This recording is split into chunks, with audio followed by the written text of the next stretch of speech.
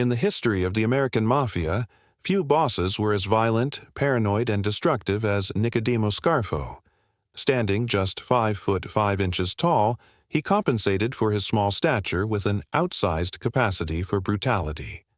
Known as Little Nicky, Scarfo turned Philadelphia's organized crime family into a murder machine during the 1980s, ordering hits with such frequency that even seasoned mobsters were horrified. This is the story of a little man with a massive temper who nearly destroyed the Philadelphia Mafia through his own psychotic violence.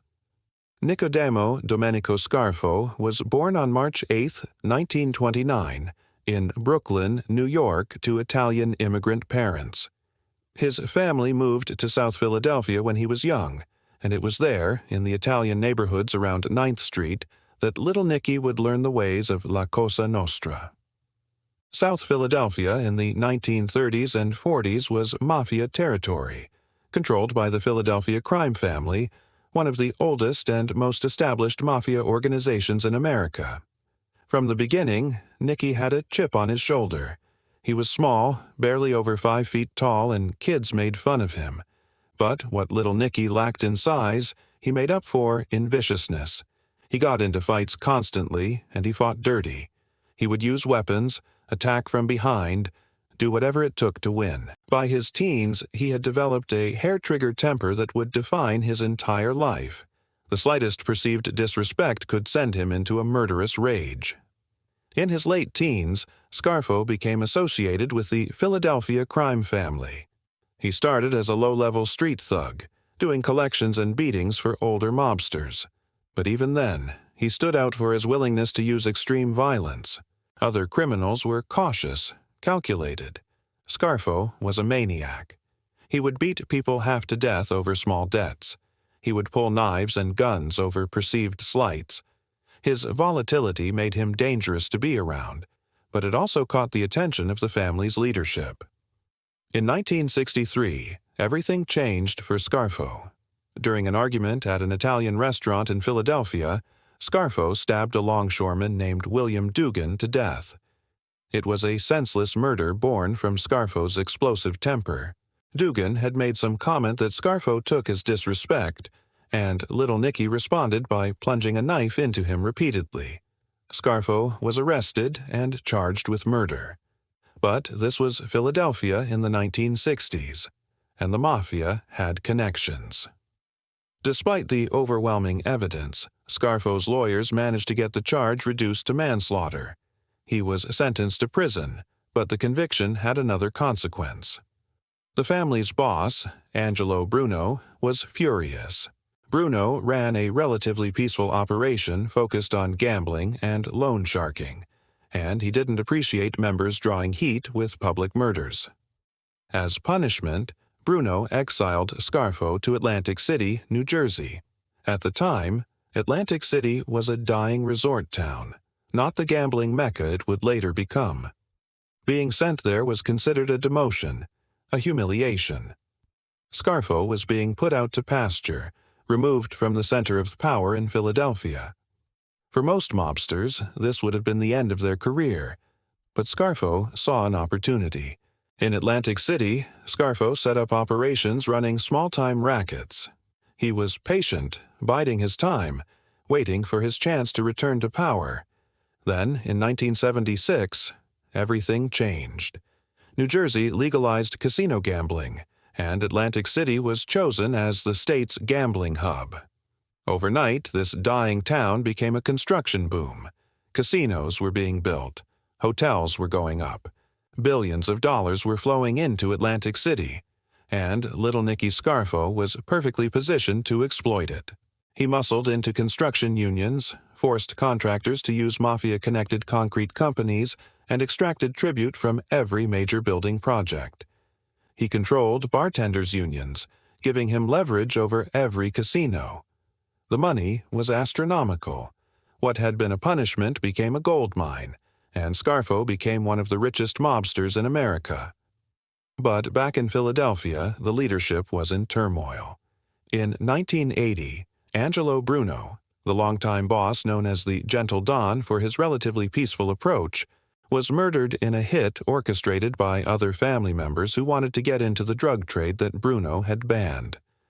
Bruno's death triggered a brutal succession war. Bosses were made and murdered within months. The family descended into chaos. Scarfo saw his opportunity. He had money from Atlantic City, he had loyal soldiers, and he had the ruthlessness to seize power. In 1981, after the murders of several other contenders, Nicodemo Scarfo became the boss of the Philadelphia crime family, and that's when the real bloodbath began. As boss, Scarfo ruled through paranoia and terror. He was convinced everyone was plotting against him, which given his personality wasn't entirely unreasonable. His response was to eliminate anyone who might pose a threat. Between 1981 and 1989, over 30 members and associates of the Philadelphia family were murdered on Scarfo's orders.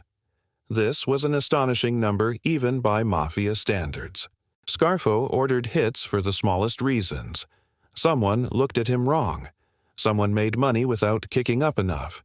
Someone was rumored to be cooperating with the FBI. Someone's wife was too friendly with another mobster. It didn't matter. If Scarfo decided you had to go, you were dead. His paranoia was so extreme that even his closest associates lived in constant fear. One of his most notorious murders was the killing of Salvatore Testa in 1984. Testa was the son of Phil Chicken Man. Testa, a former boss who had been killed by a nail bomb planted under his porch. Salvatore was handsome, charismatic, a big earner, and extremely popular with the family's younger members.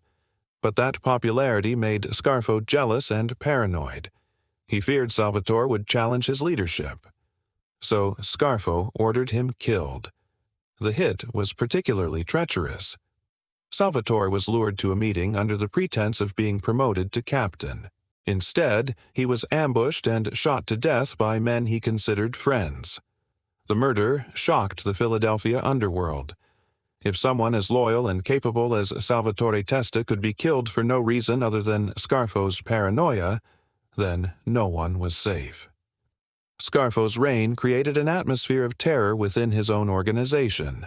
Mobsters who had joined for money and power found themselves living in constant fear of their own boss. Business meetings could turn into execution chambers. Social gatherings could be the last place you were seen alive. The traditional mafia values of honor and loyalty meant nothing to Scarfo. He was a tyrant, and his word was death. His underboss was Phil Leonetti, Scarfo's nephew, who would later become a cooperating witness and provide devastating testimony about his uncle's crimes. Leonetti described Scarfo as a sadistic psychopath who enjoyed violence for its own sake. According to Leonetti, Scarfo would often watch hits being carried out, and he seemed to take pleasure in the suffering of his victims.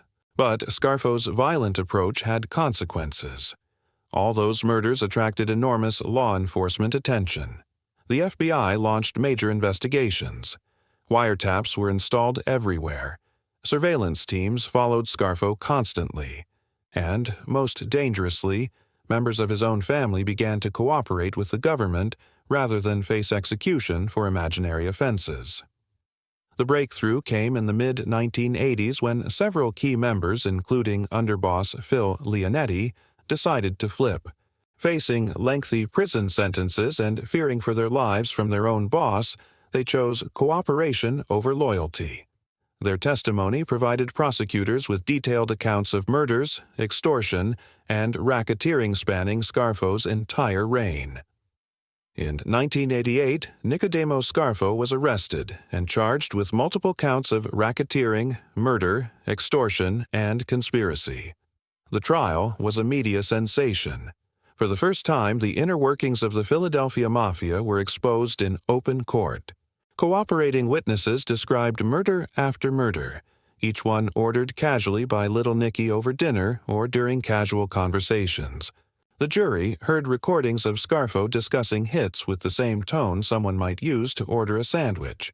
They heard testimony about how Scarfo would fly into rages and order executions for trivial reasons. They heard about the climate of fear he had created within his own family. The evidence was overwhelming. In 1989, Nicodemo Scarfo was convicted on all counts. The judge sentenced him to 55 years in federal prison. At 60 years old, it was effectively a life sentence. Little Nicky, the man who had terrorized Philadelphia for nearly a decade, would spend the rest of his life behind bars. But even from prison, Scarfo tried to maintain control. He attempted to issue orders through intermediaries, tried to direct hits against those who had testified against him, and continued to claim leadership of the family. But his power was gone. The Philadelphia family was in ruins, decimated by his violent reign and the wave of cooperating witnesses his paranoia had created. Additional charges followed. In 1989, he was convicted in New Jersey State Court of ordering the murder of Vincent Falcone, a criminal associate. In 2015, long after his federal conviction, he was sentenced to an additional 30 years for ordering the 1985 murder of Frank D'Alfonso.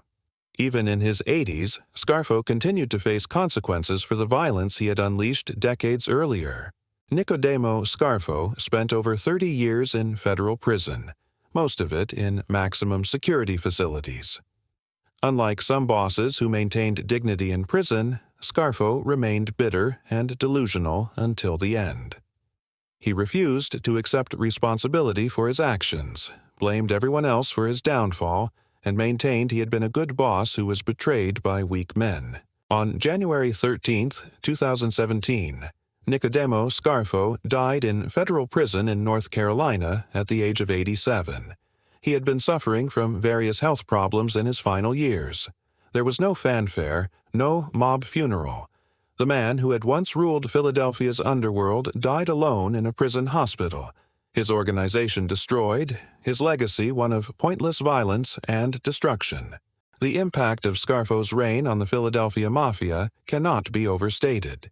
He didn't just damage the family, he nearly destroyed it completely.